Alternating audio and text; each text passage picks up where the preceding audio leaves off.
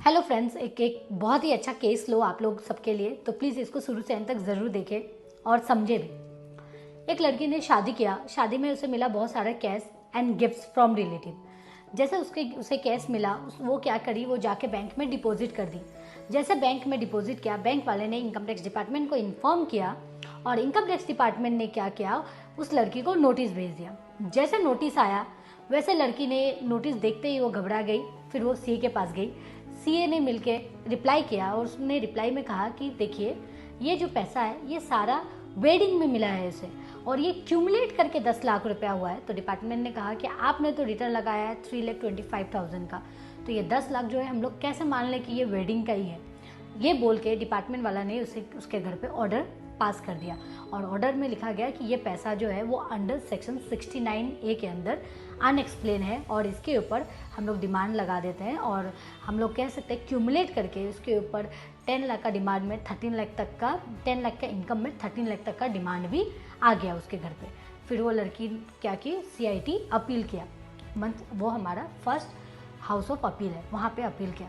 Appeal में जब CIT appeal को पता चला कि अच्छा ये बोल रहे कि ये पैसा इसका जो है वो रिलेटिव ने दिया है in on the occasion of wedding, तो डिपार्टमेंट को CIT अपील ने कहा कि इनकम टैक्स डिपार्टमेंट के AO मीन्स असेसिंग ऑफिसर, आप लोग एक काम करो, चेक करो कि कौन कौन पर्सन इसका शादी में आके वो पैसा दिया है और क्या वो पर्सन इतना उसका हैसियत है कि वो उसको इतना पैसा दे सकता है।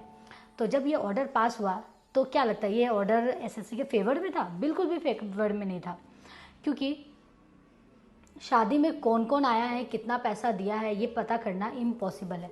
तो फिर ये लड़की क्या करी, ये CA के साथ मिलके फिर इनकम टैक्स ट्रिब्यूनल के पास गई अपना केस लेके। और इनकम टैक्स ट्रिब्यूनल में कहा, उसके जो CA है उसने कहा कि देखो, सेक्शन 56(2)(7 बोलता है कि जो शादी में कोई भी गिफ्ट या केस मिलता है वो एग्जेम्प्ट है फ्रॉम इनकम टैक्स लॉ। अब आप बोल रहे हो, CIT अपील ने कहा है कि आप पता करो एक एक पर्सन का आइडेंटिटी, कौन कौन आया था शादी में, किसने कितना दिया है और उसका हैसियत है कि नहीं। ये इम्पॉसिबल है, ये जो लॉ है वो कभी बोलता भी नहीं है और ये इम्पॉसिबल है। तो जैसे ये ITAT ने ये ऑर्डर पास किया और कहा कि शादी में कोई भी गिफ्ट मिलता है, ज़रूरी नहीं है कि उसका डोनर जो है, जो उसको दिया है, वो पता करे, ठीक है। तो वो हमारा इनकम टैक्स से एग्जेम्प्ट होगा। जैसे उसके 10 लाख का जो डिमांड था वो हो गया ज़ीरो। तो आप हमेशा इससे एक मॉडल लीजिए, शादी में कितना भी गिफ्ट मिले उसके ऊपर इनकम टैक्स डिपार्टमेंट कभी भी हमें डिमांड नहीं भेज सकता, क्योंकि वो एग्जेम्प्ट होता है।